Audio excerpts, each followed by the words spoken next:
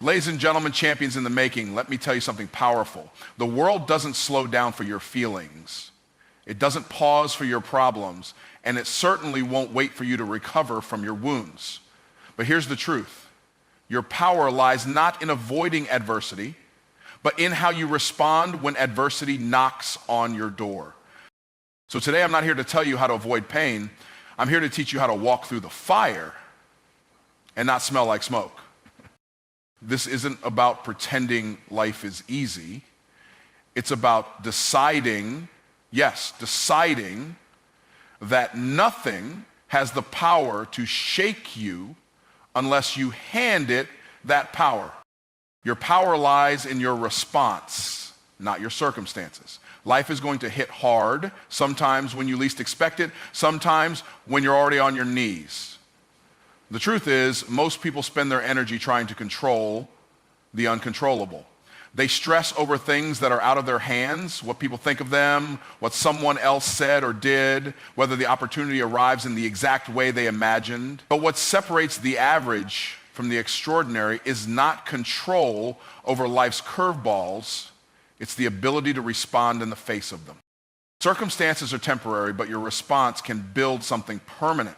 Some people walk through fire and come out stronger. Others walk through smoke and act like they're dying. What's the difference? Not the situation. It's the story they tell themselves in the middle of it. One chooses resilience, the other chooses retreat.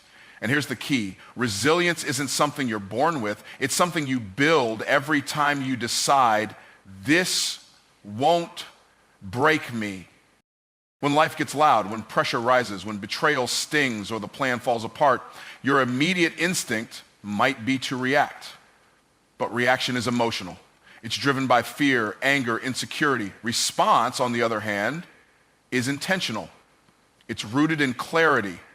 You pause, breathe, observe, and then move from power instead of panic. That's not weakness, that's mastery. A person who masters their response becomes dangerous not because they're aggressive, but because they're unshakable. You can't throw them off with negativity. You can't distract them with drama. You can't slow them down with stress. Why? Because they've trained themselves to keep showing up the same way, focused, grounded, and forward moving, regardless of the conditions around them. While everyone else is spiraling, they are strategizing.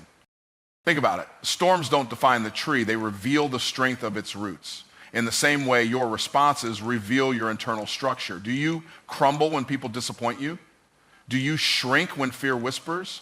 Do you shut down when plans change? If so, that's not an identity problem. It's a discipline problem. And the good news, discipline can be developed. You can train yourself to respond with excellence, even when the situation looks like a mess. People who understand this principle don't need everything to be perfect in order to move. They don't need applause to take the stage, and they don't need comfort to carry weight. They've learned to control what they can, their mindset, their energy, their voice, their pace, and let everything else do what it will. That's power. That's freedom. That's ownership. If you look at successful people, not just financially, but emotionally, spiritually, relationally, you'll notice something consistent. They don't play the victim. Even when they have every right to complain, they don't. Even when life gets unfair, they don't fold. They take responsibility for how they respond, and that responsibility becomes their superpower. They know circumstances change, people change, environments shift, but their response can stay anchored. You don't need a perfect life to live powerfully. You don't need validation to walk in confidence. You don't need guarantees to step forward. You just need to make a decision. I will no longer allow my circumstances to dictate my character. And once you own that decision, everything else begins to change. Act as if nothing affects you, not because you're numb, but because you're rooted. There's a big difference between shutting down emotionally and standing firm in your identity. Numbness is avoidance, rootedness is strength. One is about running from reality, the other is about facing it head on without letting it shake your foundation. When you're rooted, you feel everything, but you're moved by nothing that doesn't align with your purpose. You're not pretending things don't hurt. You've just decided they don't control you. People confuse peace with passivity, but that's not what this is. To be rooted is to be fully aware of what's happening around you and fully committed to staying grounded within yourself. You're not swayed by gossip, setbacks, or shifting moods. You're not derailed by rejection or discouraged by delay. You've planted your values so deep into the soil of your character that the winds of life might bend your branches, but they will never uproot your foundation. When you act as if nothing affects you, you're not ignoring the storm. You're just not giving it permission to enter your spirit. You can acknowledge chaos without inviting it into your decision making. You can feel disappointment without letting it rewrite your narrative. You can notice doubt creeping in and still choose faith over fear. That's the kind of quiet power most people never develop because they're too busy reacting to everything that touches their emotion. There's a calmness that comes when you know who you are. Not because of your accomplishments, not because of your title or income, but because you've done the work to get rooted. You've fought battles in silence, healed in private, and built internal strength in the dark. So when someone misunderstands you, criticizes you, or tries to rattle your peace, you don't flinch. Why? Because their opinion doesn't water your roots, and their drama doesn't shape your destiny. People will test your emotions. Circumstances will test your stability. Distractions will try to pull you out of position. But rooted people are immovable.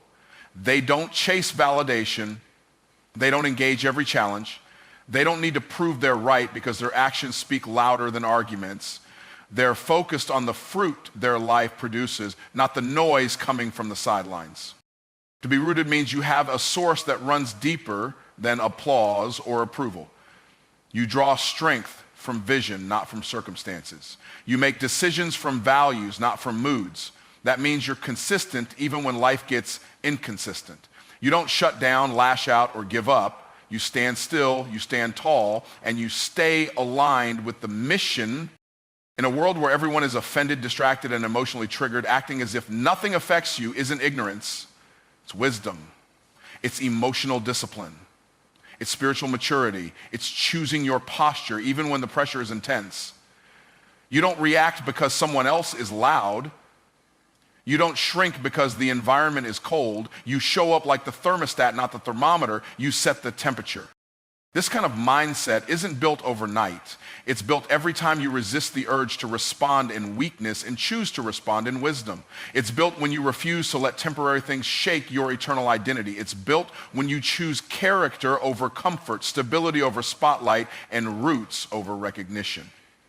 That's not being numb. That's being unshakably grounded.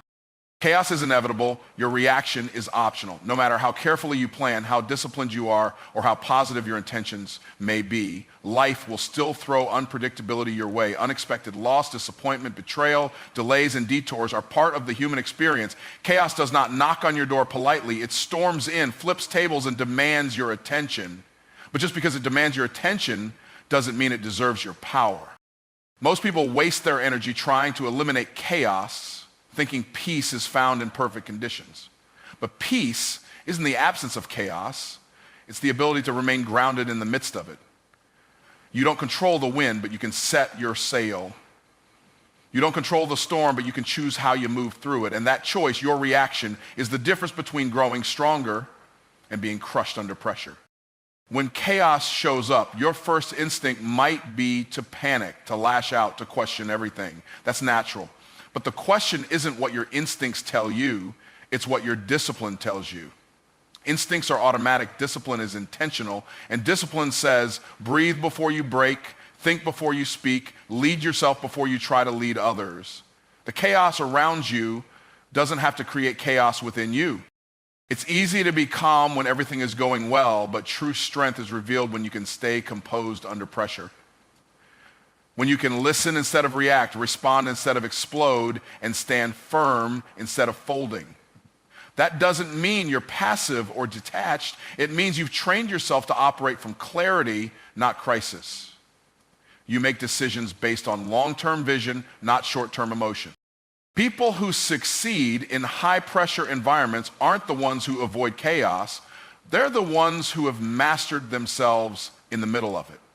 They've learned that every reaction is a seed, and the seeds you plant in chaos Determine the harvest you'll reap in calm. Sow fear and you'll reap regret. Sow anger and you'll reap division. Sow patience, wisdom, and clarity, and you'll reap progress even in the middle of mess. Your reaction determines your leadership. Your reaction shapes your relationships. Your reaction builds your reputation. People remember how you respond when things fall apart. They remember if you stayed focused or if you lost control. They remember if you uplifted or if you added to the weight. You don't have to be perfect, but you do have to be intentional, because your reaction isn't just about you. It creates ripple effects that touch everything around you. There's a powerful stillness that comes when you realize that chaos doesn't have to define your decisions. You can stand in the middle of confusion and choose clarity. You can be surrounded by noise and still move in silence. You can be under pressure and still respond from peace. That kind of mindset isn't reserved for the elite or the naturally calm. It's available to anyone who trains themselves to pause before reacting and to choose strength over impulse. You can't stop the storm, but you can become the calm in the middle of it. You can't always change what's happening around you, but you can always decide what happens within you. Every situation offers you two choices: control your response or be controlled by your emotions. One path leads to power, the other leads to regret. And that decision is yours to make every single time chaos comes knocking.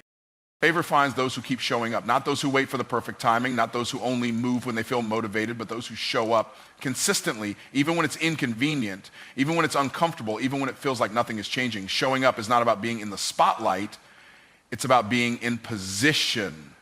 Because the truth is, the opportunity you're praying for often shows up in the exact place where most people stop showing up. We live in a culture that celebrates outcomes but forgets the grind it takes to get there. People see success and think it happened overnight, not realizing the years of showing up that led to that moment. The seeds planted when no one was watching, the battles fought behind closed doors, the decisions made to keep going when everything in you wanted to quit. That's where favor finds you. Not in the loud moments, but in the quiet ones when you chose discipline over doubt. Some days you show up and feel like you made no progress. Some days it feels like your work is invisible. But consistency compounds. The small steps add up. The unseen effort builds internal strength. Every time you show up when it would be easier to stay down, you're proving to life that you're serious about what you say you want. And life responds to that kind of faithfulness. Not always instantly, but inevitably. Showing up isn't about perfection, it's about presence. It means being available to the process, even when the results aren't obvious. It means trusting that progress is happening, even when you can't measure it yet. It's refusing to let your emotions dictate your movement. It's moving forward with excellence, even when you don't get applause. People may overlook your consistency, but favor never will. There's a discipline in showing up when you feel discouraged, when the doors you expected to open stay closed, when the people you thought would support you disappear, when the path forward feels foggy. That's when most people back down. That's when most give up. But the ones who keep showing up anyway, they become the ones who are ready when the breakthrough finally comes. Because favor doesn't reward perfection, it rewards persistence. When you show up with integrity, when you show up with faith, when you show up with a heart that refuses to quit, you align yourself with what's already meant for you. You don't chase favor, you attract it. You don't force doors to open, you keep knocking until the right one does. And when it opens, you're ready. Not because you got lucky, but because you were prepared. Preparation happens in the seasons where you feel unseen. Favor often looks for the faithful. It doesn't always land where the noise is. It lands where the discipline is. And sometimes the greatest acts of faith are not loud or dramatic. They're in the daily decisions. To wake up early and build, to show up to that meeting again, to write the vision down again, to speak life over yourself again. These actions don't always produce instant reward, but they create the space where favor can land. Showing up consistently means you've decided that your future is worth the fight. It means you've chosen the long game. It means you trust that what you're building has value even when no one else sees it yet. And that trust that relentless decision to keep going, that's what makes room for favor to do what hustle alone never could. Mission over emotion. That's a principle that separates leaders from followers, builders from talkers, visionaries from daydreamers. Emotions are real and they deserve acknowledgement, but they cannot be the steering wheel of your life. If your direction is determined by your feelings, then your destiny will always be at the mercy of your mood. You can't build anything meaningful if your emotions have the final say in whether you show up, speak up, or move forward. The mission is the bigger picture, the calling, the purpose, the assignment that requires your discipline, your focus, and your resilience. Emotions fluctuate, they shift with circumstances, weather, opinions, and setbacks. But the mission stays steady. It's the anchor that holds you in place when everything else feels uncertain. If you elevate emotions above the mission, you'll find yourself inconsistent, easily discouraged, and constantly distracted. You'll start things with passion, but never finish with power. Every day, life will give you reasons to pause. You'll feel tired, overwhelmed, insecure, anxious. Those emotions are not wrong. They're part of the human experience. But the mistake people make is giving those feelings authority over their actions. They let a moment of fear cancel a year of planning. They let one day of discouragement talk them out of a decade-long vision. Emotion is a signal, not a stop sign. It should inform you, but it should not define you. The mission demands you to be bigger than your mood. That doesn't mean suppress your emotions or pretend you're okay when you're not. It means you acknowledge what you feel, but you act based on what you know. You know your why. You know your goal. You know the cost of giving up. So even when you don't feel like it, you show up, you push through, you move forward, not because it's easy, but because you understand the assignment. People who put mission over emotion develop consistency. They're not up one day and down the next. They've trained themselves to act from commitment, not convenience. They've learned to push through discomfort, not because they're superhuman, but because they're mission-minded. They know that emotion makes a great passenger, but a terrible driver. So they let emotion ride, but they never let it lead. There are going to be days when everything inside you says, slow down, give up, or you're not ready. But the mission doesn't care how you feel. It requires what you committed to. You might not feel like working on your dream today. You might not feel like leading your team. You might not feel like showing up with excellence. But the mission is still alive, and it still needs you to carry it. The choice to keep going despite your emotions is the mark of maturity. Most people wait for the right emotional state before they take action. But the truth is, action shifts emotion. When you move with purpose, you create momentum. When you stay committed to the mission, even on hard days, you build emotional endurance. That's how you grow stronger, not by waiting for the storm to pass, but by learning how to walk through it without losing sight of the destination.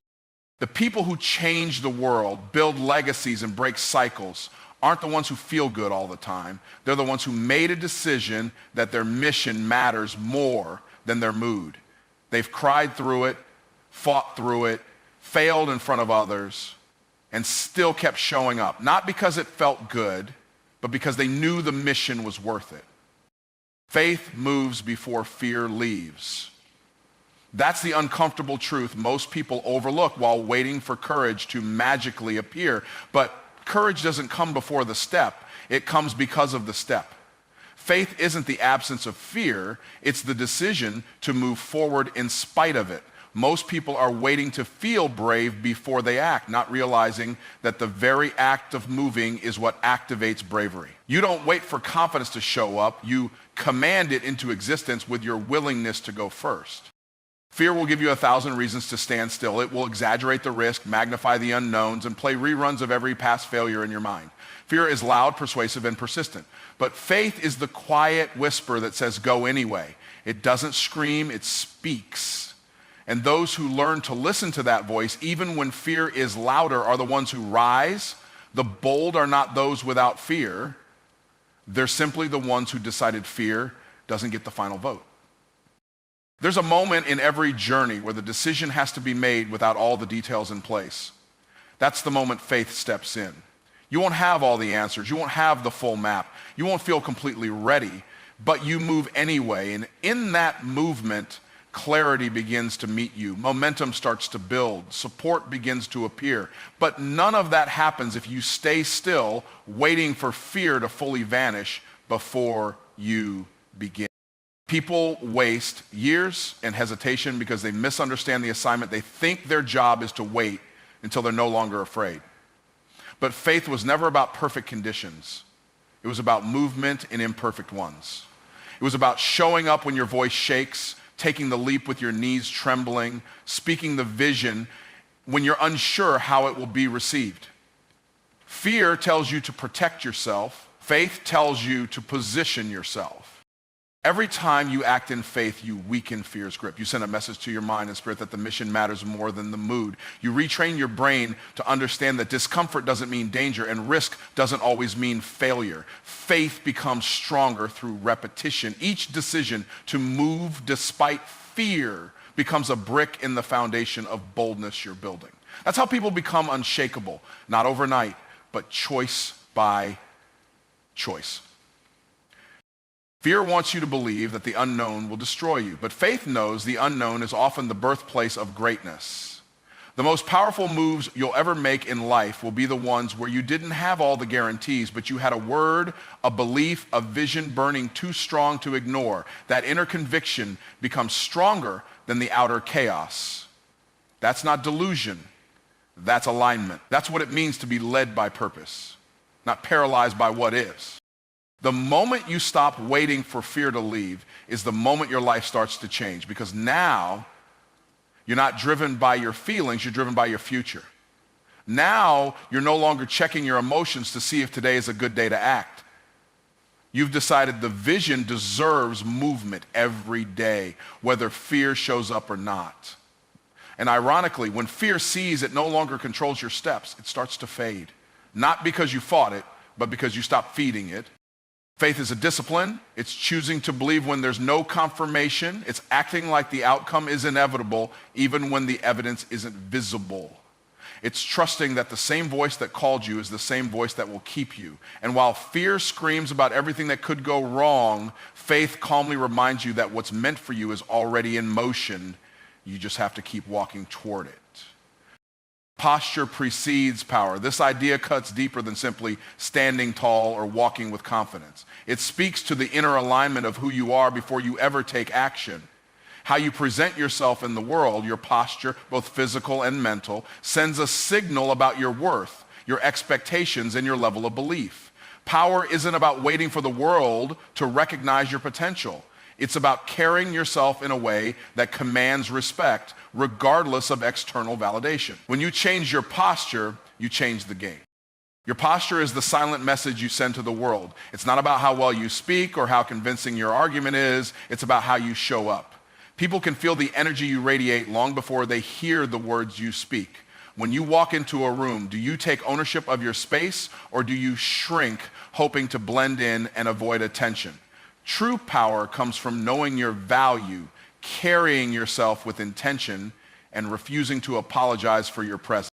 The way you carry yourself determines how others will treat you. If you project weakness, uncertainty, or lack of conviction, the world will respond accordingly. People will question your decisions, undermine your authority, and take advantage of your hesitation. But when you stand tall, shoulders back, with a mindset of strength, the world takes notice. You communicate without saying a word that you are someone who deserves respect. You set the tone for how others interact with you by how you interact with yourself. This is not about arrogance, but about self-assurance. A person with power knows their worth and doesn't need to prove it. They don't need to shout over others or constantly seek approval. Their posture alone communicates that they belong, that they've earned their place, and that they're not easily moved. The real power comes from the quiet confidence that remains unshaken by external circumstances. It's the kind of power that doesn't require a stage to be seen. It's seen just in how you enter a room. Posture is not just about how you hold your body physically. It's also about the mindset you cultivate. Your mental posture is reflected in the choices you make, the way you handle adversity, and the way you show up every day. When you choose to act with purpose, clarity, and consistency, you're aligning your mental posture with the power you wish to wield. You're not waiting for the perfect moment or for external forces to change. You're setting yourself up to succeed by aligning your thoughts, actions, and energy. When you show up with the right posture, you also position yourself for growth. The right posture helps you maintain your focus even when distractions arise. It keeps you grounded when challenges come your way.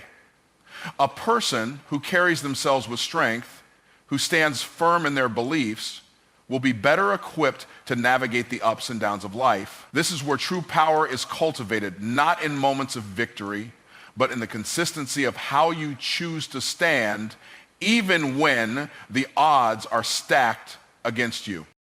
Your posture can be the difference between being ignored or being seen as a leader.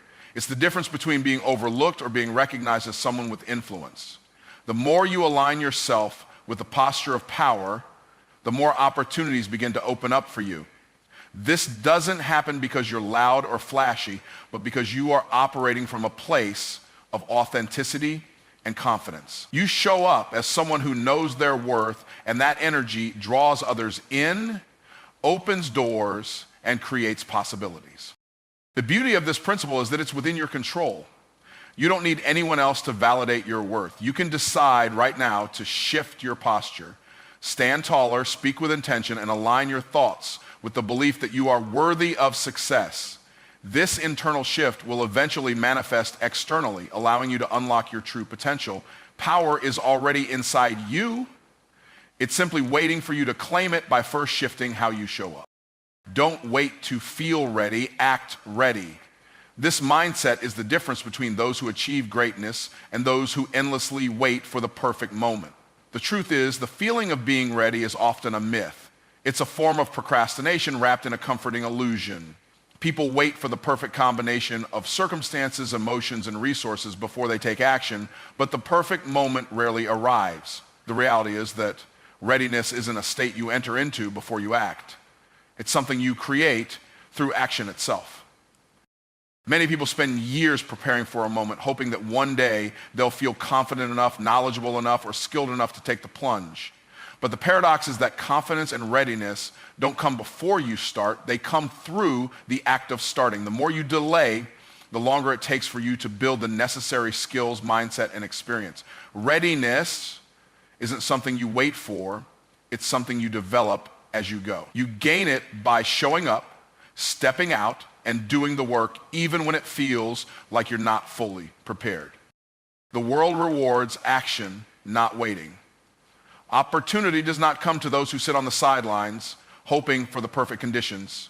It comes to those who step into the arena and make the most of what they have, even if they don't have it all figured out. People who achieve their dreams aren't the ones who waited for everything to line up perfectly. They're the ones who started before they were ready and learned along the way. The key is to trust that you will adjust, grow, and evolve as you go. You will never have all the answers, but you will always learn by doing. Perfectionism can be one of the most damaging forms of procrastination. The idea that you must be fully ready, fully prepared, and flawless before taking any action keeps you stuck in a cycle of overthinking and self-doubt. The truth is, waiting for everything to be perfect only leaves you stuck in a loop of inaction. Action is what leads to progress, and progress is what leads to growth. There is no ready until you act. There is no opportunity until you take the first step. Waiting for everything to be perfect is simply delaying your own success. Every great achievement was preceded by a leap of faith. The people who inspire us the most didn't wait to feel ready. They took risks, faced uncertainty, and moved forward despite their fears. They acted not because they had all the answers, but because they understood that no amount of planning, worrying, or waiting would get them closer to their goal. They had a vision, and they acted on it. The act of stepping forward gave them the momentum to keep going, even when doubt crept in. The reality is that you cannot predict how things will unfold, but you can control whether or not you show up. Readiness often comes after action. Once you take that first step, your body and mind begin to align with the task at hand. The nerves settle, the doubts start to dissipate, and you start to understand what you need to do next. It's like learning how to ride a bike. You don't just wait until you're ready to balance perfectly. You get on the bike, start pedaling, and learn to balance along the way. It's only by doing that you discover your capacity to handle challenges, learn new skills, and push past your limits. The longer you wait, the more the fear of failure grows. Fear thrives in the absence of action. It's a product of the unknown and the what ifs. But when you take the first step, fear no longer has the same grip on you. You begin to see that failure is not the end, but part of the journey. You begin to reframe failure as feedback, as something you can learn from. By acting before you feel ready, you transform fear into fuel. You turn the anxiety of not being prepared into the energy needed to move forward. Acting ready is not about waiting for a moment of perfect clarity.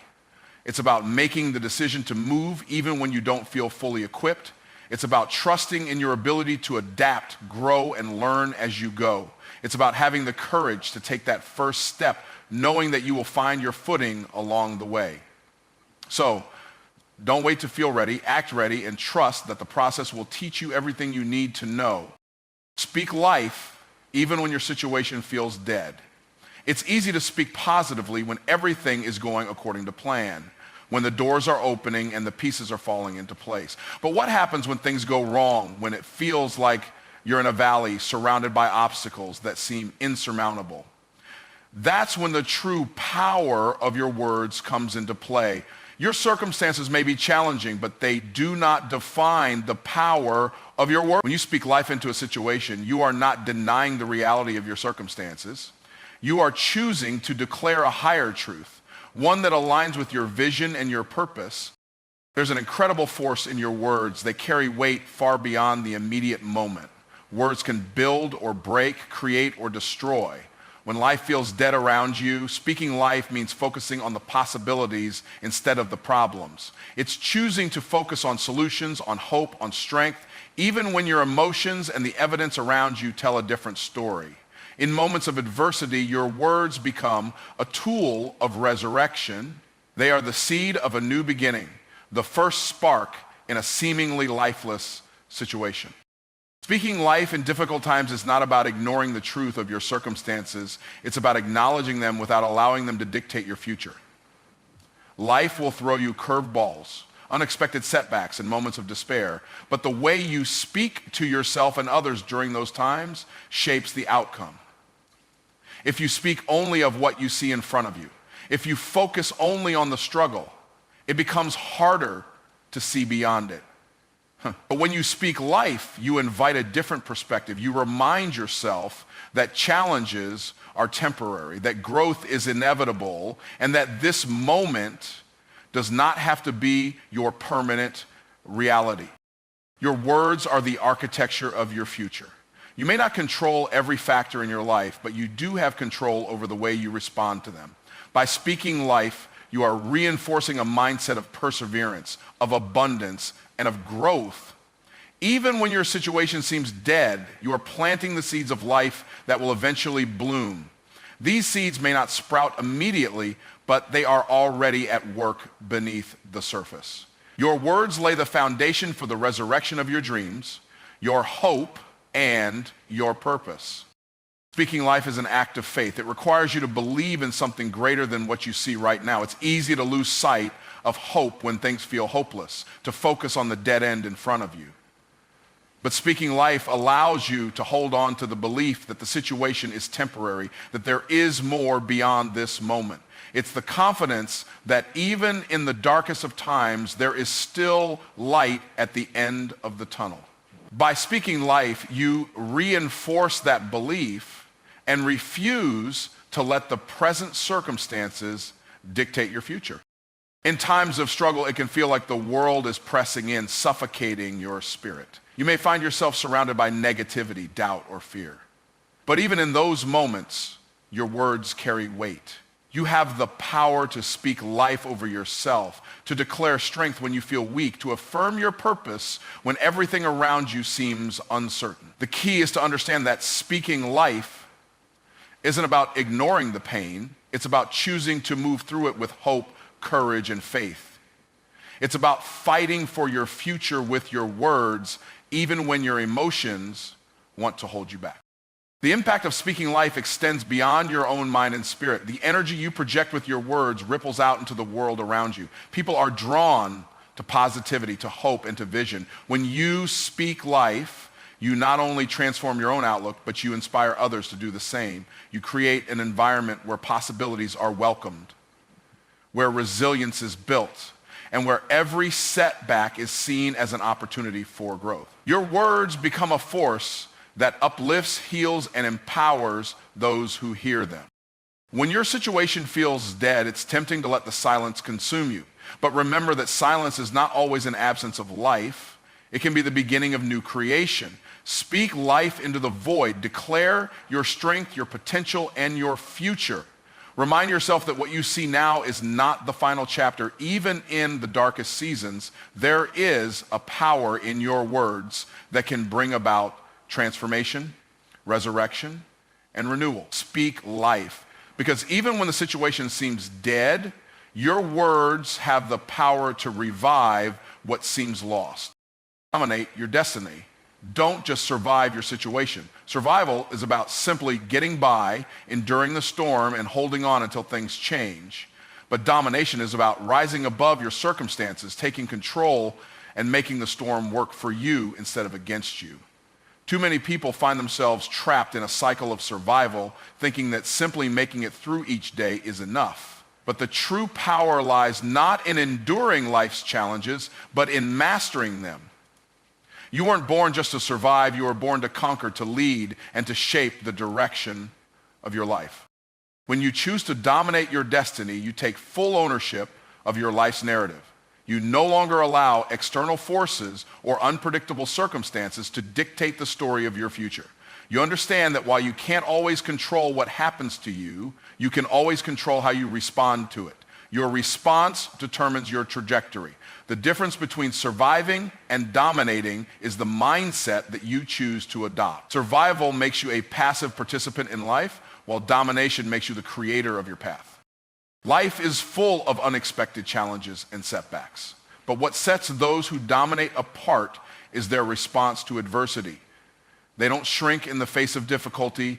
They don't sit back and wait for the storm to pass. Instead, they face their struggles head on with a mindset that says, this is a challenge I can overcome. This is an opportunity to grow, to learn, and to emerge stronger than before. When life throws obstacles your way, surviving means simply accepting them. Dominating means recognizing that these obstacles are part of your growth and taking the steps necessary to turn them into stepping stones for your success. Surviving is about reacting to life situations, but dominating your destiny is about creating your own reality. It's about being proactive, setting goals, and working relentlessly toward them regardless of the circumstances. When you dominate, you don't wait for opportunities to fall into your lap, you create them. You don't wait for the perfect moment, you make every moment perfect with your actions. You move through life with purpose and intention, shaping your environment rather than letting it shape you. To dominate your destiny, you must develop an unwavering belief in your ability to overcome anything. It's easy to feel small in the face of overwhelming challenges, to wonder if you have what it takes to push through. But dominating your destiny means rejecting self-doubt and adopting the belief that you are equipped with everything you need to succeed. You have within you the strength, resilience, and intelligence to navigate any difficulty. It's not about being fearless. It's about having the courage to move forward despite your fears, knowing that your potential is greater than any obstacle in your way. The journey to dominating your destiny requires discipline and consistency. Survival might get you through the day, but domination takes deliberate, focused effort. It requires that you stay true to your vision, even when things aren't going according to plan. There will be days when you feel exhausted, when progress seems slow, or when setbacks seem insurmountable. But domination doesn't happen when you take the easy route. It happens when you push through the resistance, maintain your focus, and keep moving forward. Every small action, every choice to keep going when it's easier to quit builds the momentum necessary to dominate your future. When you dominate your destiny, you don't just focus on yourself, you begin to lift up others around you. Survival is self-centered. It's about ensuring your own survival at all costs. But domination is about rising to your potential and then using that power to help others do the same. As you push forward and elevate yourself, you create a ripple effect that inspires others to take charge of their own lives. Domination becomes a collective force, one that doesn't just change your life, but changes the lives of everyone in your orbit. Your destiny isn't something that happens to you, it's something that you create. It's a reflection of the choices you make, the beliefs you hold, and the actions you take. When you choose to dominate your destiny, you make a powerful statement to the world that you are in control, that you are unshaken by life's challenges, and that you are destined for greatness. You refuse to be a passive observer in your life. You claim the life you want and you take the necessary steps to turn your dreams into reality. You were not made to merely survive. You were made to dominate.